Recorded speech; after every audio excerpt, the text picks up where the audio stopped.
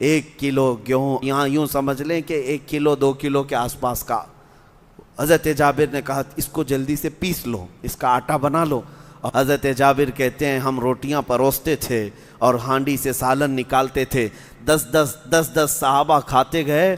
اس دن شام تک صحابہ کی تعداد 1000 کو پہنچ گئی، سب نے پیٹ بھر کر کھایا حضور اکرم صلی اللہ علیہ وسلم کے ساتھ۔ اور شام جب ہو گئی، حضرت جابر کہتے ہیں ابھی میرے گھر میں روٹیاں بھی بچی ہوئی تھیں اور وہ ہانڈی ابھی بھی سالن سے جوش مار رہی تھی۔ ہم آج جمعہ مبارکہ میں حضور اکرم صلی اللہ تعالیٰ علیہ وسلم کے اس سلسلہ سیرت کو جو ہم نے شروع کیا تھا اس مسجد پاک میں آگے بڑھاتے ہیں۔ ہجرت کا 5واں سال تھا حضور کی، یہیں تک میں نے بیان کیا تھا۔ ہر سال کی خصوصیات تھی، پہلا سال ہجرت کا کس طرح سے چلا وہ تو ابھی اسٹیبلشمنٹ اور سیٹلمنٹ میں گزرا تھا، عقد مواخات ہوئی تھی، انصار اور مہاجرین کو بھائی بھائی بنایا گیا تھا اور ابھی سیٹل ہو رہے تھے، لیکن اسی دوران چھوٹی چھوٹی جنگیں بھی ہو رہی تھیں۔ مکہ والے اپنے انتقامی بدلے کی آگ میں بھڑکے ہوئے، وہ کبھی مدینے پر چھوٹے چھوٹے حملے کرتے تھے۔ اور پھر دوسری ہجری آئی، دوسرا سال، تو پھر جنگ بدر واقع ہوئی اور جنگ بدر میں بہت خطرناک انداز میں ان کو شکست ہوئی، شرمناک شکست ہوئی تھی مکہ کے کافروں کو۔ 70 کافر مارے گئے تھے، اس میں بڑے بڑے سردار، ابو جہل بھی مر گیا تھا، عتبہ شیبہ جیسے لوگ مر گئے تھے۔ اور بدر کے بعد پھر مکہ مکرمہ میں اسی بدر کی شکست کے غم میں ابو لہب بھی مر گیا تھا۔ تو بڑے بڑے گستاخ دنیا سے چلے گئے تھے اور اس بدر کے بدلے کی آگ ان کے دلوں میں ایسی بھری ہوئی تھی کہ جس کی وجہ سے انہوں نے پھر دوبارہ مدینے پر چڑھائی کی۔ یہ تیسری ہجری تھی، تیسرا سال تھا، احد کی جنگ واقع ہوئی مدینہ طیبہ میں۔ 1 سال گزرا تھا کہ شوال کا مہینہ تھا اور احد کی جنگ واقع ہوئی اور اس کی بھی تفصیلات میں نے آپ کے سامنے رکھا۔ پھر تیسری ہجری کے بعد چوتھی ہجری کے درمیان چھوٹی چھوٹی بہت ساری جنگیں ہوئی، سرایا ہوئے، صحابہ گئے، کبھی 300 کی فوج گئی، کبھی 400 کی فوج گئی، کچھ میں مقابلے ہوئے، کچھ میں مقابلے نہیں ہوئے۔ اور اس کے بعد 5ویں ہجری آئی۔ اب 5ویں ہجری میں ایک اہم واقعہ جو پیش آیا، جبکہ چوتھی ہجری میں نے غزوہ بنو مستلق کا ذکر کیا تھا۔ غزوہ بنو مستلق جس کو مریسی بھی کہا جاتا ہے، کہ یہ حضور پاک صلی اللہ تعالیٰ، یاد ہے نا آپ حضرات کو جو حاضر باش تھے؟ ہو سکتا ہے نام ذہن سے نکل جاتے ہوں لیکن واقعات تو یاد ہونا چاہیے کہ ہوا کیا تھا، کیونکہ مجھے سیرت سننے والے بہت سارے احباب نے یہ کہا کہ اتنے نام آپ ذکر کرتے ہیں صحابہ کے لیکن ذہن میں یہ چیزیں رہ نہیں جاتی۔ ہم نے کہا نام اگرچہ یاد نہ ہو، واقعہ یاد رہے، یہ سیرت کا حصہ ہے کہ جب سیرت دہرائی جائے تو آپ کے ذہن میں پھر سے وہ فلیش آ جائے۔ اور غزوہ بنو مستلق جس میں حضرت عائشہ صدیقہ پر تہمت لگائی گئی تھی واپسی کے دوران، وہی غزوہ تھا۔ اس کے بعد ہوا یہ کہ مدینے میں 3 یہودیوں کے قبیلے تھے، یہ بھی میں نے بتایا تھا، ایک بنو قریظہ، ایک بنو نذیر اور ایک بنو قینقاع۔ یہ تینوں یہودیوں کے قبیلے تھے اور انہوں نے حضور صلی اللہ علیہ وسلم سے ایگریمنٹ کر رکھا تھا کہ جب بھی مدینے پر کوئی حملہ ہوگا تو ساتھ مل کر لڑیں گے۔ لیکن بنو نذیر جو تھے وہ غدار تھے، انہوں نے وعدہ توڑ دیا تھا اور جس کی وجہ سے ان کو مدینے سے باہر بھگا دیا گیا تھا۔ وہ بھی ایک جنگ ہوئی تھی۔ انہوں نے حضور صلی اللہ تعالیٰ علیہ وسلم کو کیا طعنہ دیا تھا؟ بنو نذیر نے ایک عورت کو جو عربی عورت تھی اس کا لباس اتار دیا، مدینے میں ننگا کر دیا تھا اس عورت کو یہودیوں نے۔ تو ایک مسلمان جو وہاں گزر رہے تھے انہوں نے دیکھ کر کے یہودیوں کو آر دلایا کہ تم کیسے عرب ایک خاتون کا پردہ چاک کر سکتے ہو، کیسے اس کو بے نقاب کر سکتے ہو؟ تو انہوں نے یہودیوں نے غرور و تکبر میں کہا تھا اس مسلمان کو کہ تمہارے حوصلے بہت بڑھ گئے، بدر میں تم کیا فتح پا لیے، تمہارے سینے چوڑے ہو گئے، وہ مکہ والے تھے، ہم مدینے والے ہیں، ہم کچا چبا جائیں گے، ہم کسی سے ڈرتے نہیں ہیں۔ یہ دھمکیاں تھیں جس کی وجہ سے حضور صلی اللہ علیہ وسلم کے پاس یہ بات آئی تو نبی پاک صلی اللہ تعالیٰ علیہ وسلم اپنے صحابہ کے ساتھ چلے بنو نذیر اور پھر ان کے قلعے کا محاصرہ ایسا کیے تھے کہ وہ چھوڑ کر بھاگنے پر مجبور ہو گئے۔ یہ واقعہ بھی ہو گیا۔ اب یہ بنو نذیر یہاں سے بھاگ کر کے چلے تو 2 قبیلے اور بھی تھے مدینے میں یہودیوں کے، ایک بنو قریظہ، انہوں نے وعدہ نہیں توڑا تھا، حضور صلی اللہ علیہ وسلم سے جو ایگریمنٹ تھا اس پر چل رہے تھے، لیکن جو توڑ کر کے یہودی بھاگے تھے وہ جا کر کہاں پناہ لیے؟ خیبر میں۔ خیبر مدینے سے تقریباً 200 کلومیٹر کا فاصلہ ہے، وہ یہودیوں کی بستی تھی، وہاں جا کر کے یہ پناہ لے لیے۔ کون؟ بنو نذیر۔ اور جو بنو مستلق، غزوہ بنو مستلق میں بھی جن کو مارا گیا تھا وہ بھی بھاگ کر وہاں جا کر پناہ لی، یعنی سارے دشمن ایک جگہ جا کر جمع ہو گئے، وہاں بیٹھ کر کے اب پلاننگ کرنے لگے۔ اس میں حی بن اخطب، مشکن بن سلامہ بن مشکم، یہ تمام وہ لوگ ہیں جو سردار بن گئے وہاں پر، اور ان لوگوں نے کھچڑی پکانا شروع کیا کہ اب مدینے پر اب ایسا حملہ کریں گے کہ تاریخ یاد رکھے گی۔ اب ان لوگوں نے پلان بناتے بناتے جتنے ان کے حلیف قبیلے تھے، یعنی ان کے حمایتی، سب کو جمع کر لیا، پھر جا کر کے مکہ کے قریش سے بات کیا کہ ہمارا ایسا ایسا ارادہ ہے کہ ہم مدینے پر ایک بہت بڑی فوج لے کر کے لڑیں گے۔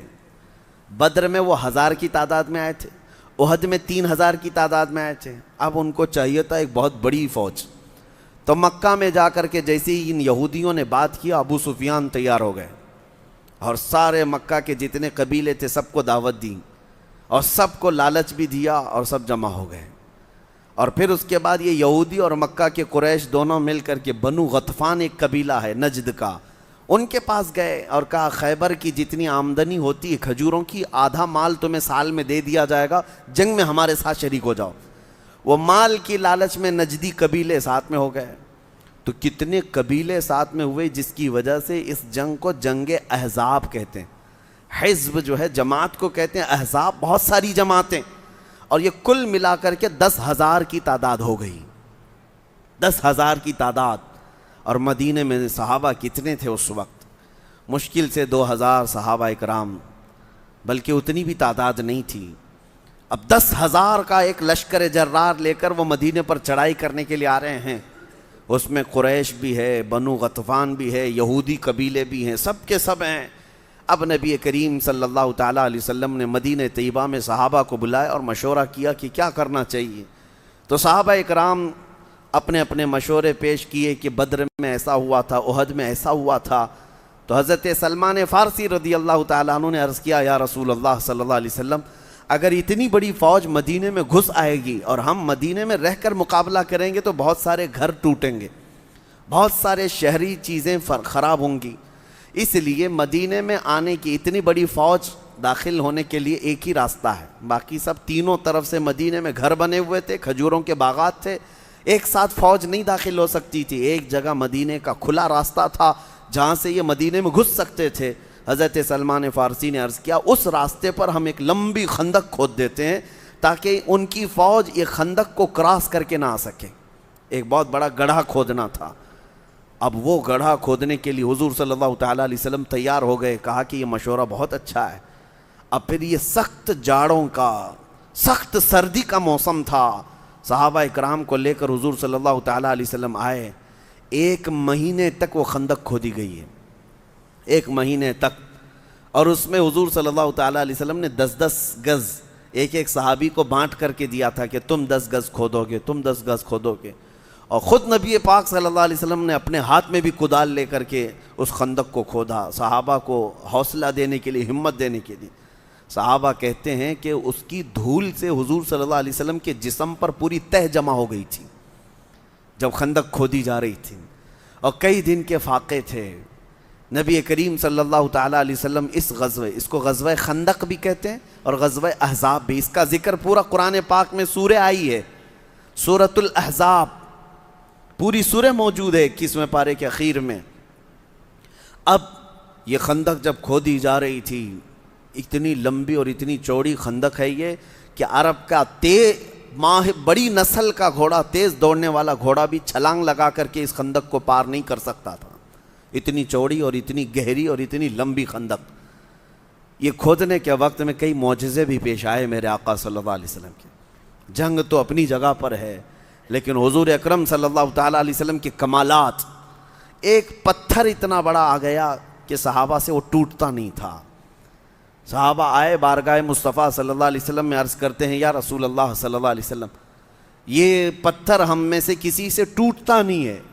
حضور اٹھے، اس وقت سرکار صلی اللہ تعالیٰ علیہ وسلم اٹھے، صحابہ کہتے ہیں ہم نے دیکھا حضور کے پیٹ پر پتھر بندھے ہوئے تھے۔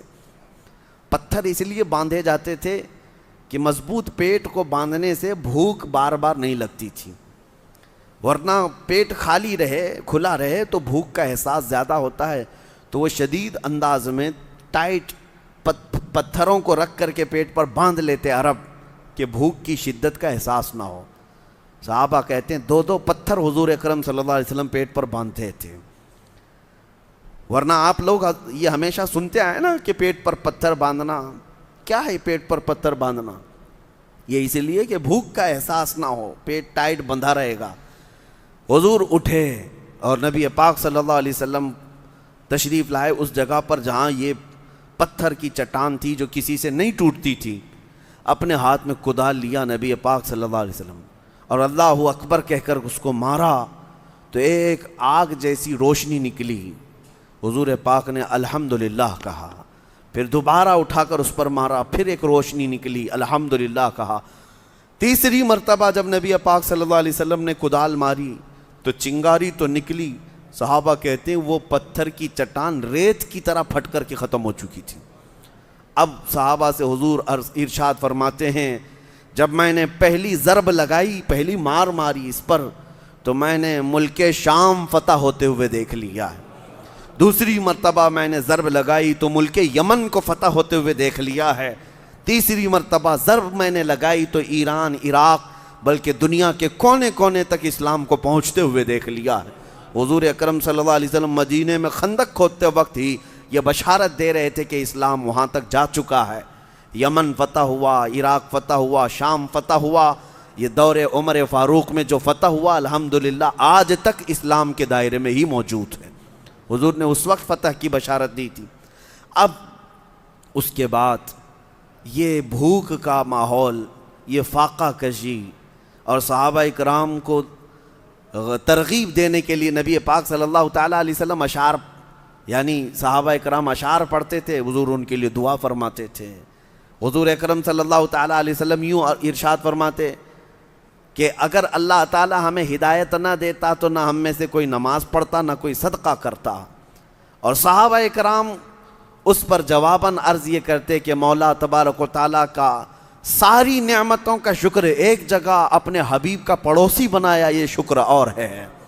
اس وقت یہ صحابہ حضور کا جواب دیتے تھے اور پتھر اٹھاتے تھے اور پھر مٹی اٹھایا کرتے تھے۔ حضرت جابر رضی اللہ تعالیٰ عنہ صحابی رسول ہیں، ان کا گھر وہاں قریب میں تھا، اپنی بیوی کے پاس دوڑتے ہوئے آئے، کہا بیگم گھر میں کچھ ہے کھانے کے لیے؟ مجھے حضور کی بھوک دیکھی نہیں جا رہی ہے، نبی پاک صلی اللہ علیہ وسلم کا فاقہ دیکھا نہیں جا رہا ہے، گھر میں کچھ ہے؟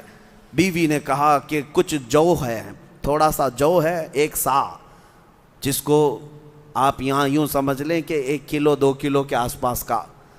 حضرت جابر نے کہا اس کو جلدی سے پیس لو، اس کا آٹا بنا لو، اور ہمارے گھر میں بکری کا پلا ہوا ایک بچہ ہے، میں ذبح کر کے اس کی بوٹیاں بناتا ہوں، تم کھانا بنا لو، میں حضور اکرم صلی اللہ علیہ وسلم کو گھر لے آتا ہوں۔ بیگم نے کہا یاد سے حضور اکرم صلی اللہ علیہ وسلم اور آپ کے ساتھ 2-3 صحابہ کو لانا، اس لیے کہ خندق میں اس وقت صحابہ اکرام تقریباً 550 کی تعداد میں خندق کھود رہے ہیں اور سب بھوکے ہیں۔ حضرت جابر کی بیگم کہتی ہیں کہیں رسوا مت کرنا مجھے سب کے سامنے کے کھانے کے لیے۔ حضرت جابر نے کہا تم فکر مت کرو، اور وہ جو کا پیس کر آٹا بنائی اور روٹیاں تیار کرتی ہیں، آٹا گوندھ کر کے رکھیں۔ حضرت جابر رضی اللہ تعالیٰ عنہ آتے ہیں، کان میں حضور سے عرض کرتے ہیں یا رسول اللہ صلی اللہ علیہ وسلم آپ کا غلام اپنے گھر پر تھوڑا سا کھانا بنایا ہے، آپ تشریف لائیں، ابو بکر و عمر اور کوئی ساتھ میں ہوں، آپ تشریف لائیں۔ نبی پاک صلی اللہ تعالیٰ علیہ وسلم نے فرمایا جابر جاؤ گھر، میں جب تک نہ آؤں نہ ہانڈی اتارنا نہ روٹی بنانا۔ اور اس کے بعد متوجہ ہوئے جو صحابہ خندق کھود رہے تھے اور سب کو اعلان کیا کہ اے میرے صحابہ چلو جابر کے گھر میں دعوت ہے۔ 550 صحابہ سب کدال اور پھاوڑے نیچے رکھے اور حضور کے پیچھے چل پڑے۔ 1 کلو گیہوں اور اتنی بڑی جماعت. نبی پاک صلی اللہ تعالیٰ علیہ وسلم جب صحابہ کی جماعت کے ساتھ حضرت جابر کے گھر آ رہے تھے، ان کی خاتون دیکھتی ہیں پردے میں اور چیخ مار کر کہتی ہیں جابر تم نے مجھے رسوا کر دیا، اتنی بڑی جماعت آ رہی ہے میرے گھر. حضرت جابر دوڑتے ہوئے آئے اور اپنی رفیق حیات سے کہتے ہیں میری بیگم، اے خاتون تو فکر کس بات کی کر رہی ہے، جن کو ہم نے دعوت کے لیے بلایا ہے وہی ہمارا سارا انتظام بھی کریں گے. ہمارے گھر اپنا کھانا کون سا ہے، جو ملتا ہے وہ قدم مصطفیٰ کی برکت سے ملتا. حضور اکرم صلی اللہ علیہ وسلم تشریف لائے اور حضرت جابر کے گھر گوندھا ہوا آٹا رکھا تھا، اس میں اپنا لعاب پاک لگایا، اور جو ہانڈی چڑھی ہوئی تھی گوشت کی اس میں حضور پاک نے اپنا لعاب پاک لگایا، اور اس کے بعد آپ تشریف رکھیں. اور اس وقت گھر میں بیٹھنے کی جو جگہ تھی 10 لوگوں کے بیٹھنے کی جگہ تھی. صحابہ کرام کو حضور صلی اللہ علیہ وسلم بلاتے ہیں، خود دسترخوان پر بیٹھے. اب کہا کہ اب ہانڈی سے سالن نکالو، روٹیاں دیتی جاؤ. حضرت جابر کہتے ہیں ہم روٹیاں پروستے تھے اور ہانڈی سے سالن نکالتے تھے. 10 صحابہ کھاتے گئے. اس دن شام تک صحابہ کی تعداد 1000 کو پہنچ گئی، سب نے پیٹ بھر کر کھایا حضور اکرم صلی اللہ علیہ وسلم کے ساتھ. اور شام جب ہو گئی، حضرت جابر کہتے ہیں ابھی میرے گھر میں روٹیاں بھی بچی ہوئی تھیں اور وہ ہانڈی ابھی بھی سالن سے جوش مار رہی تھی، جو کہ تو موجود تھی. یہ برکت بلکہ یہ معجزہ رسول کریم صلی اللہ تعالیٰ علیہ وسلم کا ہے. کل جہاں ملک اور جو کی روٹی غذا، اس شکم کی قناعت پہ لاکھوں صلاح. تم نے حضور اکرم صلی اللہ علیہ وسلم کے فاقوں کو دیکھا ہے، لیکن جب وہ کسی کو کھلانے پر آئیں تو 1 کلو گیہوں میں پوری قوم کو بھی کھلا دیں. حضور پاک صلی اللہ تعالیٰ علیہ وسلم کو اللہ تعالیٰ نے یہ تصرف عطا کیا ہے. وہاں سے واپس تشریف لائے. صحابہ کہتے ہیں یہ معجزہ ہم نے خندق کے موقع پر دیکھا. اس کے بعد حضور تشریف لائے تھے کہ ایک چھوٹی سی لڑکی دوڑتی ہوئی آئی اور اس کی مٹھی بھر کھجوریں تھیں. حضور پاک صلی اللہ علیہ وسلم نے پوچھا کہ بیٹی کیا ہے؟ اس لڑکی نے کہا میری اماں نے ہمارے ابا کے لیے کچھ ناشتے کی کھجوریں بھیجی ہیں، اتنی کھجوریں گھر میں مل گئی تھیں، ہمارے والد آپ کے ساتھ خندق کھود رہے ہیں. حضور پاک صلی اللہ علیہ وسلم نے فرمایا لاؤ کھجوریں. اپنی چادر نکالی اور بچھا دیا اور کھجوریں اس پر ڈال دیں. ایک چھوٹی سی لڑکی ایک مٹھی بھر جو کھجوریں لائی تھی. اب صحابہ سے کہا کہ آؤ ان میں سے کھجوریں کھا لو. اس وقت تقریباً 1100 صحابہ نے کھجوریں اس میں سے کھائی ہیں، ایک مٹھی بھر کھجوروں سے. یہ بھی معجزہ جنگ خندق کے موقع پر پیش آیا. بہت سارے لوگوں کو لگتا ہے یہ عقل میں آنے والی بات نہیں ہے. اگر تمہاری عقل میں آئے تو حضور کا معجزہ کیسے ہوگا؟ معجزہ کہتے ہی اسے ہیں جو عام آدمی کی عقل میں نہ آئے، عام آدمی کی سمجھ میں نہ آئے. یہ معجزات. اب اس کے بعد جنگ کی طرف ہم آتے ہیں. یہ خندق کھودی گئی. صحابہ کرام رضوان اللہ تعالیٰ علیہ مجمعین تقریباً 2000 کی تعداد میں مدینہ طیبہ سے نکلے. کس وقت کہ مکہ کے کفار و مشرکین، قریش اور خیبر سے یہودی اور بنو غطفان، یہ بڑے بڑے قبیلے سب کی سب جماعتیں مل کر مدینے پر جب چڑھائی کے لیے وہ نکلے تو قرآن پاک میں بھی موجود ہے، اس کا ذکر ہے. اذ جاؤکم من فوقکم ومن اسفل منکم واذ زاغت الابصار وبلغت القلوب الحناجر وتظنون باللہ الظنونا. جب یہ بھاری بھرکم لشکر آ رہا تھا مدینے کی طرف تو دھول اڑتی ہوئی اتنی کہ کچھ نظر نہیں آتا تھا، اور ان کی آوازیں، ان کے چیخ و پکار، ان کے جھنڈے، صحابہ اکرام کے دلوں میں کچھ دیر کے لیے ہیبت آ گئی. قرآن میں ہے، اللہ فرماتا ہے کہ تمہارے دل تو حلق تک آ گئے تھے، بلغت القلوب الحناجر، اور تم کیا کیا گمان کرنے لگ گئے کہ کیا ہوگا، اتنی بڑی فوج آئی ہے. اب وہ خندق کے اس پار آ کر رک گئی. تب میرے آقا صلی اللہ علیہ وسلم 2000 صحابہ کو لے کر جب جبل صلاح، ایک پہاڑی ہے مدینے کے باہر، پہاڑی ان کے پیچھے تھی اور خندق سامنے تھا، صحابہ کو لے کر صف آرا ہو گئے. اس وقت ایمانی جذبہ دیکھنے کے قابل تھا. جو صحابہ تھے، جو ایمان والے تھے، انہوں نے دیکھا. وَلَمَّا رَأَى الْمُؤْمِنُونَ قَالُوا هَذَا مَا وَعَدَنَا اللَّهُ وَرَسُولُهُ. اہل ایمان جنہوں نے دیکھا اس بھاری بھرکم فوج کو تو وہ پکار اٹھے صحابہ، تو یہ تو وہی ہے جس کا اللہ اور اس کے رسول نے ہمیں وعدہ کیا تھا، اور اللہ بھی سچا ہے اور اس کا رسول بھی سچا ہے. اتنی بڑی فوج کو دیکھ کر کے انہوں نے کہا. لیکن اس وقت جو جماعت میں منافقین بھی آئے تھے، انہوں نے کیا کہنا شروع کیا؟ وہ کہنے لگے کہ ان بیوتنا عورہ، ہمارے گھر کھلے ہوئے ہیں، عورتوں کو بچوں کو ہم کھلا چھوڑ کر کے آئے ہیں، لہٰذا ہمیں اجازت دے، ہم مدینہ واپس جاتے ہیں۔ ایک ایک کر کے بھاگنے لگے۔ تو جو منافقین تھے صفوں میں صحابہ کے، وہ بھاگ کر کے چلے گئے، جبکہ ان کے کسی کے گھر کھلے نہیں تھے۔ طریقہ کار یہ تھا، نبی کریم صلی اللہ علیہ وسلم نے ساری عورتوں کو بچوں کو مدینے میں کچھ قلعوں میں بند کروا دیا تھا، اور اس پر صحابہ کرام کو پہرے داری کے لیے لگا دیا تھا۔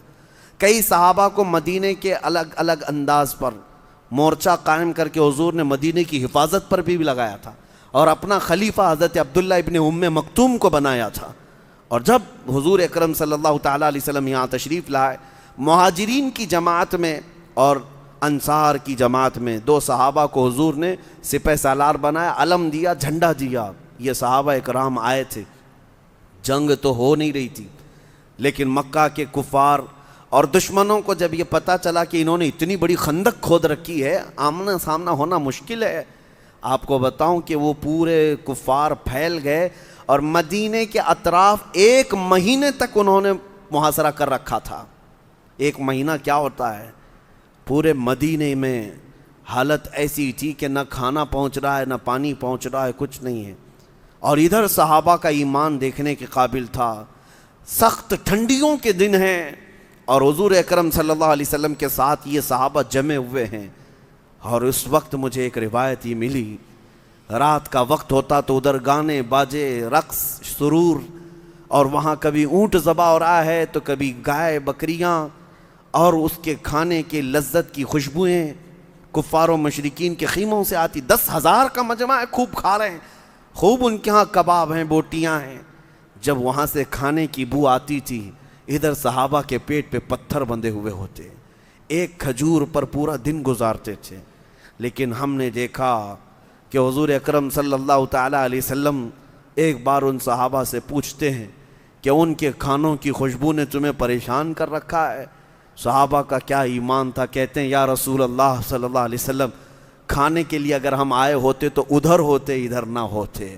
اے میرے آقا، ہم تو آپ کے صرف چہرے مبارکہ سے اپنی بھوک بجھا لیتے ہیں، جب شدت کی بھوک لگتی ہے یا رسول اللہ ہم آپ کو دیکھتے ہیں، بھوک کا احساس ختم ہو جاتا ہے۔ وہ صحابہ تھے جن کو 1 مہینے تک آزمایا گیا، اور اللہ تعالیٰ فرماتا ہے وَزُلْزِلُوا زِلْزَالًا شَدِيدًا، ان کو بہت تیزی سے ہلا دیا گیا تھا، اور اس کے بعد مدد آتی ہے۔ لوگ یہ سمجھتے ہیں آج کہ ہم یہاں گھر سے اٹھے مدد آ جانی چاہیے۔ ارے تم پہلے تو میدان میں کھڑے تو رہو، اور اس کے بعد تمہاری آزمائش ہوگی، اس کے بعد اللہ کی مدد آئے گی۔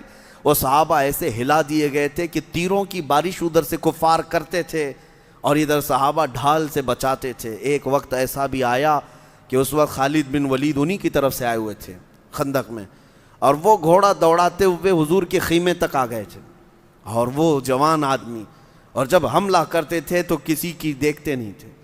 لیکن اس وقت حضرت سعد ابن ابی عبادہ، انصار صحابہ میں سے ایسے جلیل القدر صحابی ہیں، وہ ایسے بپھر کر کے نکلے تھے خیمہ رسول کی طرف کہ اس وقت خالد بن ولید بھی سعد ابن عبادہ کی تاب نہ لا سکے، اور پیٹ پھیر کر کے بھاگنا پڑا، اس لیے کہ اس وقت سعد ابن ابی عبادہ حدیث میں ملتا ہے کہ اس قدر خون خار نظروں سے دیکھ رہے تھے کہ ان کی نظروں کی کوئی تاب نہیں لا سکتا تھا۔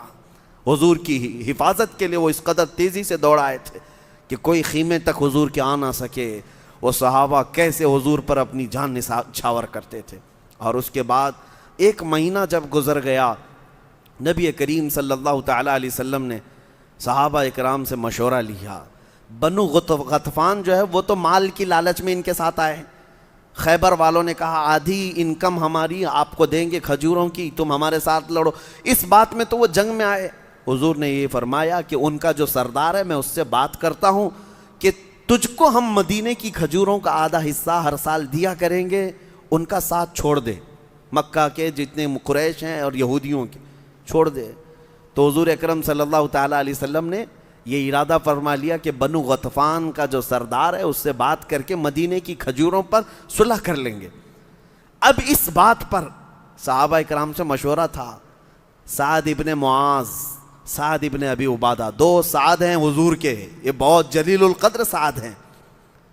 حضور ان دونوں کی بڑی عزت بھی فرمایا کرتے تھے، یہ انصار کے سردار تھے، دونوں کو حضور نے بلایا اور کہا کہ میں نے ایسا ارادہ کیا ہے کہ بنو غطفان جو آئے ہیں وہ تو صرف کھجوروں کی لالچ میں ان کے ساتھ آئے ہیں، ہم ان کو پیشکش کرتے ہیں مدینے کی آدھی کھجوریں ہر سال ان کو دے دیا کریں گے، وہ ان کی جماعت سے الگ ہو جائیں گے۔ دونوں صحابہ سنتے ہیں اور عرض کرتے ہیں یا رسول اللہ صلی اللہ علیہ وسلم، اگر یہ وحی آ چکی ہے، اللہ کا حکم ہے آپ کے اوپر اور یہ حکم مصطفیٰ ہے، تو پھر ہمیں بولنے کی مجال بھی نہیں ہے، ہم بولنا نہیں چاہتے، اس کے بعد آپ نے جو فرما دیا وہ حق ہے، لیکن میرے آقا اگر یہ مشورہ ہے تو ہمیں حکم فرمائے۔ حضور نے فرمایا نہیں، وحی کے ذریعے سے نہیں آئی یہ بات، اور نہ ہی یہ حکم ہے، میں تو یہ مشورے کے طور پر عرض کر رہا ہوں۔ دونوں صحابہ کھڑے ہو گئے، حضرت سعد ابن ابی عبادہ، سعد ابن معاذ، جو ایگریمنٹ لکھا جا رہا تھا اس کو پھاڑ دیا، کہا کہ یا رسول اللہ صلی اللہ علیہ وسلم، جب ہم کافر تھے تب ہم مدینے کی کھجوریں ان کو لے جانے نہیں دیتے تھے، اور آج ہم مسلمان ہو چکے ہیں، آدھی کھجوریں تو دور کی بات، یا رسول اللہ ہم آدھی گھٹلی بھی انہیں دینے کو تیار نہیں ہیں۔ بنو غطفان اگر جنگ کے ذریعے سے مدینے کی کھجوریں لینا چاہتے ہیں، یا رسول اللہ ہم انہیں کھجوریں نہیں، اپنے تیر اور نیزے ان کو کھلا کر بھیجیں گے۔ جب حضور نے دیکھا اتنا ایمان ان کا ہے، حضور نے اپنا فیصلہ واپس لے لیا۔ نبی پاک صلی اللہ علیہ وسلم نے فرمایا ٹھیک ہے، تم دونوں کے مشورے کو قبول کیا جاتا ہے، کوئی کھجوریں دینے کا فیصلہ نہیں ہوگا۔ اس کے بعد جنگ کا